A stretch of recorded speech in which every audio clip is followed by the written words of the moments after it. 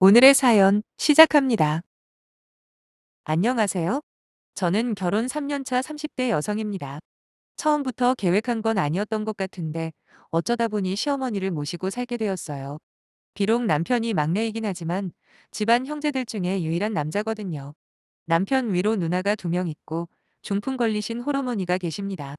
결혼할 때 이미 그 사실은 알고 있었는데 남편이 결혼 전에는 절대로 모시고 사는 일이 없을 거라고 철석같이 약속을 했었거든요. 게다가 남편뿐만 아니라 신우들도 그렇게 이야기를 했었어요. 자기들도 저한테나 신우의 입장이지 자기들도 집에 가면 저랑 똑같은 며느리라면서 누구보다도 저를 이해해 줄 수 있는 사람들이라고 자신만만하더라고요. 아무리 엄마가 아파도 절대로 저 혼자 모시지는 않겠다. 어떻게든 함께 짐을 나눌 방법을 찾아보겠다고 했습니다. 바보같이 그런 말들을 믿었기에 과감하게 결혼을 하게 되었는데 지금 글을 쓰면서도 서럽고 눈물이 나네요. 결혼하고 한동안은 어머님은 집에서 혼자 지내시고 신우들이 보내주는 돈과 저희가 보태는 돈 합쳐서 어머님 댁으로 전문 간병인을 불러서 케어하고 있었어요. 결혼 1년 차였던 신혼 때만 해도 저 역시 이 정도는 시어머니께서 자식들에게 지원을 받고 있다는 걸 알고 있었기 때문에 설마 제가 모시게 되는 일이 생길 거라 전혀 생각도 못했습니다. 그런데 2년 전에 큰 신우가 미국으로 이민을 갔거든요. 이유야 자식들 조기 교육이었는데 꼭 미국에서 자식 교육을 시켜야 하는지는 지금도 동의할 수가 없네요. 아무튼 공교롭게도 그와 비슷한 시기에 둘째 신혼의 가게가 서서히 안 좋아지다가 결국 빚만 지고 망하게 되었습니다. 문제는 그렇게 저한테 걱정하지 말라고 자기들도 똑같은 며느리 입장이라고 노래를 부르던 신우들이 한순간에 말을 바꾸더라고요. 우선 시작은 둘째 신혼회였어요.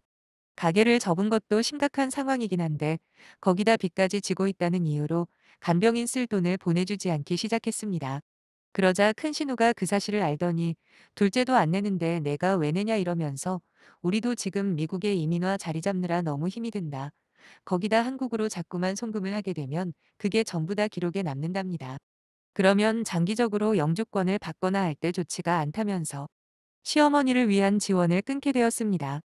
저는 결혼하자마자 원래 계획대로 전업주부를 하기로 해서 결혼 전에 다니고 있던 직장마저 그만둔 상황이었고요.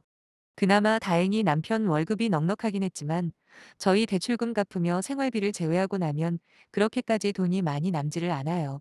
남편 외벌이로 시어머니의 간병인까지 쓰기에는 당연히 택도 없이 불가능한 상황이었죠. 결국 남편이 저한테 그러더라고요. 당분간은 살림 안 해도 되니까 제발 시어머니 좀 봐줄 수 없겠냐고요. 눈가가 촉촉해지기까지 하면서 사정사정을 하는데 솔직히 거절하기가 힘들었습니다. 그리고 남편은 자기가 누나들을 다시 설득해보겠다며 그때까지만 봐주면 된다고 그래서 저도 어쩔 수 없이 알겠다고 했어요. 그 후로 제가 낮에는 시댁을 오며 가며 어머님 간병을 하기 시작했지요. 그렇게 한 달 넘게 시어머니 수발들면서 지내고 있었는데 신우들하고 이야기가 잘 안 되고 있는지 간병인을 새로 쓰는 건 정말 기약이 없겠더라고요. 거기다 시어머니 수발을 들면서 왠지 마음 한구석이 안타깝고 어머님이 짠하게 느껴지는 거예요. 그래도 내 남편 낳아주시고 키워주신 분인데 노년에 이렇게 병으로 고생하시는 모습이 얼마나 불쌍하게 느껴지던지요. 그래서 저는 큰 결심을 하게 되었습니다.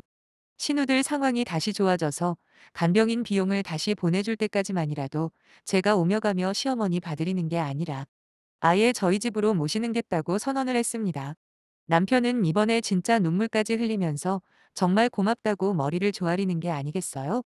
자기가 다른 건 몰라도 와이프 하나는 진짜 잘 얻었다면서 아마 전생에 나라를 구했나 보다 어쩐다 하면서 오바를 떠는 모습을 보는데 솔직히 그 당시에는 잘한 결정이라고 혼자 자화자찬을 했네요. 하지만 신우들한테 지원금을 받는 일은 발생하지 않았고 그렇게 벌써 2년이라는 시간이 지나버렸습니다. 돌이켜보면 모든 순간순간들이 참 힘들었네요. 병수발이라는 거 자체가 원래 힘든 거겠지만 거동이 힘든 환자를 보는 건 몇 배로 더 힘들더라고요. 그래도 시어머니께서는 항상 저한테 미안하다고 하시기도 하고 또 어떤 날은 고맙다고도 하시며 마음을 표현하셨어요. 그럴 때마다 저는 스스로를 다잡으며 내가 잘하고 있는 게 맞다고 믿으며 꿋꿋하게 버티며 살아왔는데 이번에 남편한테 너무 크게 실망하는 일이 생겼습니다. 얼마 전에 친정어머니께서 목욕탕을 가시다 계단에서 발을 헛디는 사고를 당하셨거든요. 그런데 하필이면 발목이 크게 접질러지는 바람에 한쪽 발에 완전 기부스를 하셔야 했습니다. 아버지가 집에 계시긴 하지만 낮 시간에는 회사에 나가셔야 하고 저희 집은 남편처럼 형제가 많은 게 아니라 저 혼자 외동이에요. 그래서 간병인을 쓰는 건 엄두도 못 내고 있었죠. 한참을 고민한 끝에 우리 엄마 다리 괜찮아질 때까지만 우리 집에 잠시 모시고 살면 어떻겠냐고 남편한테 물어보게 되었습니다. 사실 당연히 그렇게 하자고 할 줄 알았어요. 하지만 저희 기대와는 달리 1초의 망설임도 없이 곤란하다고 대답을 하더라고요. 처음엔 제 귀를 의심했습니다. 그리곤 이내 서로를 위해 최선을 다해서 살고 있다고 믿어온 시간이 무색하게만 느껴지면서 남편에게 정말 큰 실망을 하게 되었습니다. 거기다 남편의 입에서는 여자는 출가 외인 아니냐라고 하면서 어디 장모님을 모시고 살라는 이야기를 하냐고 하는 겁니다. 또 한 번 놀랐죠. 남편한테 그렇게까지 가부장적인 면이 있는지도 몰랐고 자기 어머니 병수발을 들면서 살림까지 하는 제 부탁을 그렇게 무자르듯 단칼에 베어버리는 모습은 상상도 해본 적이 없습니다. 그리고 저도 화가 나서 곧바로 하고 싶은 말을 쏟아냈습니다. 내가 여태껏 당신 어머니를 2년 동안이나 그 어떤 보상도 바라지 않고 마음으로 우러나와 모셨다. 애초에 우리 집으로 모셔오자고 한 것도 나였고 당신이 일하느라 바쁘다는 핑계로 어머님한테 소홀할 때 어머님 대소변까지 받아가며 최선을 다했는데 다리를 다치셔서 혼자 화장실도 제대로 못 가시는 우리 엄마가 지금의 당신 어머니랑 상황이 다를 게 뭐가 있냐고 막 따졌죠. 시어머니처럼 기약 없이 몇 년을 모시고 살겠다는 것도 아니고 다리가 나을 때까지만 우리 집에서 함께 지내자고 하는 건데 내가 당신 보고 수발 들라고 부탁하는 거냐? 어차피 내가 알아서 할 게 뻔한데 어떻게 생각도 안 해보고 그렇게 단번에 거절할 수가 있느냐고요.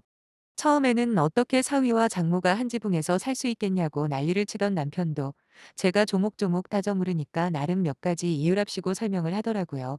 자기가 혼자 벌고 있는 돈으로 시어머니까지 모시고 살고 있다 보니 생활비가 더 든다.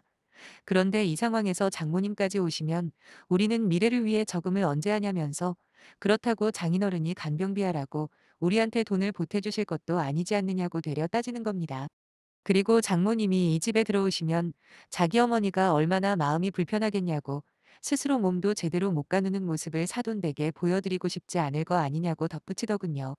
특히 장모님 입장에서는 자기 딸이 시어머니 대소변까지 받으며 수발하는 모습을 보시면 마음이 어떻겠냐. 자기 귀한 딸 시집 보내놨더니 저렇게 고생시키기만 하는 사위만 원망하실 게 뻔하답니다. 그런 어이없는 이유를 대면서 저와는 그 어떤 타협도 하지 않을 것처럼 보였고 무조건 안 되는 건 안 되는 거라고 끝까지 제 부탁을 들어줄 생각이 없어 보였어요. 이렇게까지 고집불통인 성격인 줄도 몰랐네요.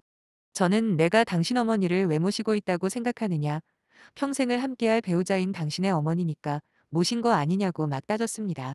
그랬더니 남편은 버럭 화를 내면서 누가 언제 모셔달라고 부탁한 적 있냐고. 네가 우리 집에서 모시고 싶다고 데려와 놓고서는 이제 와서 그걸로 생색이냐며 승질을 부리더라고요. 한참을 싸우고 난 후 남편은 집구석에 모시겠다며 밖으로 나가버렸습니다. 시어머니는 그 와중에 저와 남편의 말다툼을 전부 듣고 계신 상황이었고요.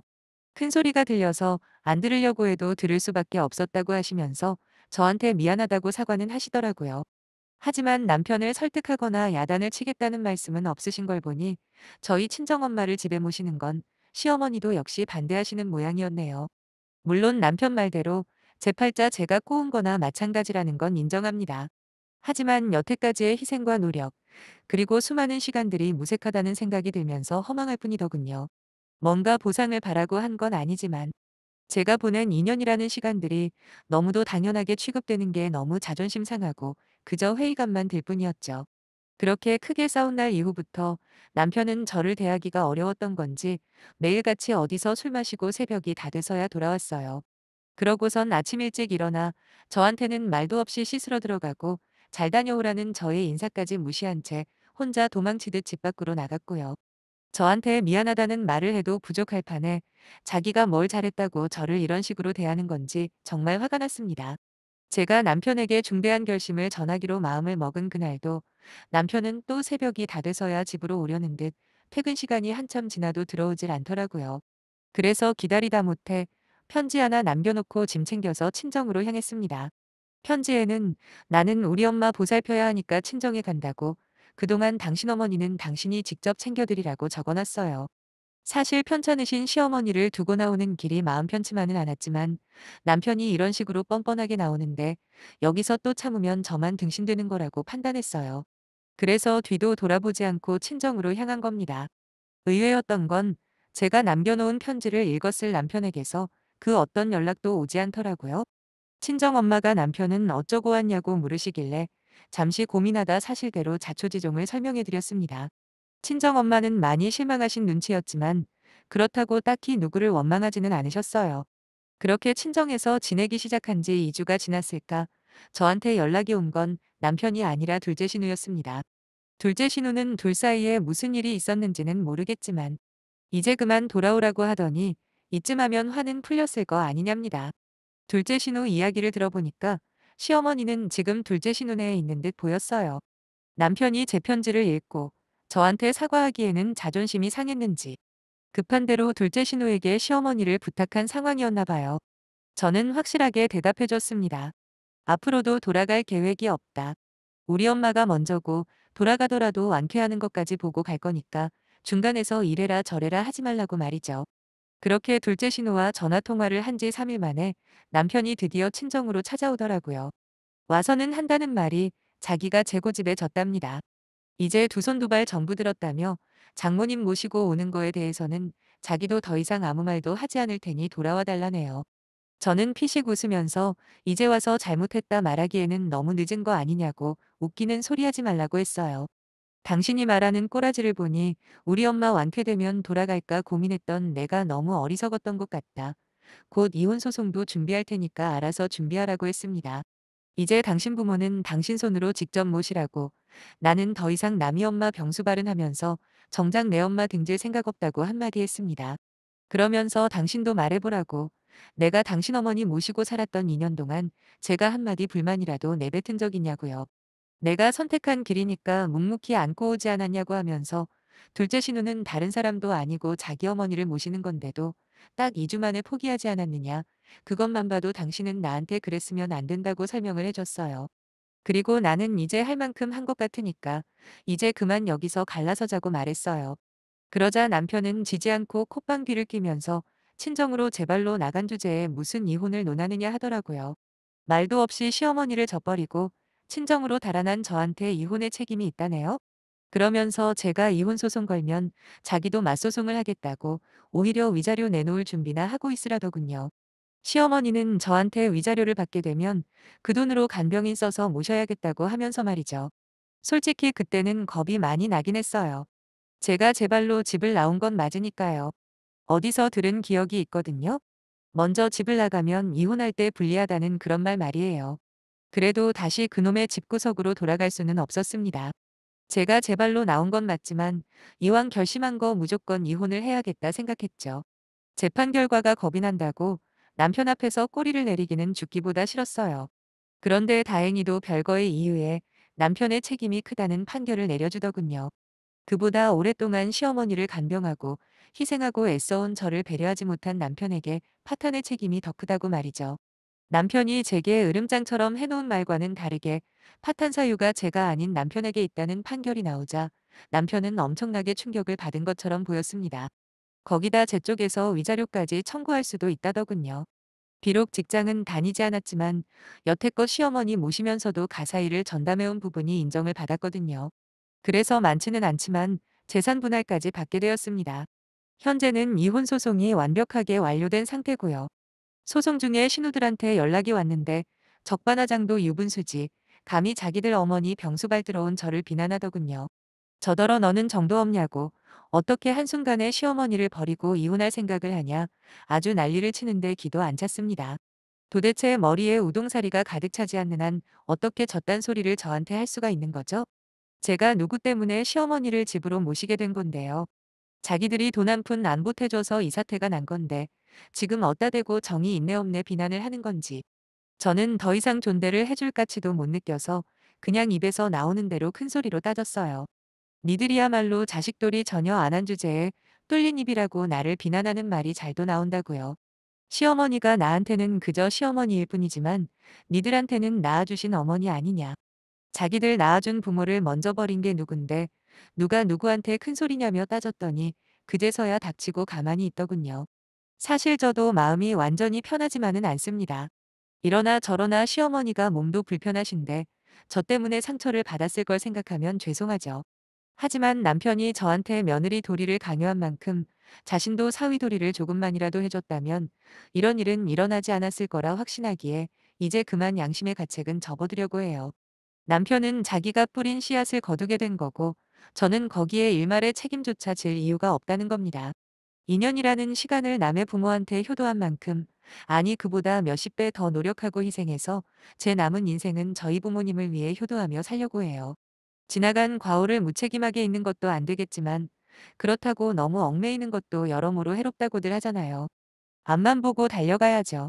그래서 이런 사연을 적는 일이 다시는 발생하지 않는 게 가장 좋은 거겠죠? 그렇게 될 거라 생각하고 지금까지 제 사연을 읽어주신 모든 분들께 행운이 가득하시길 빌어봅니다. 감사합니다.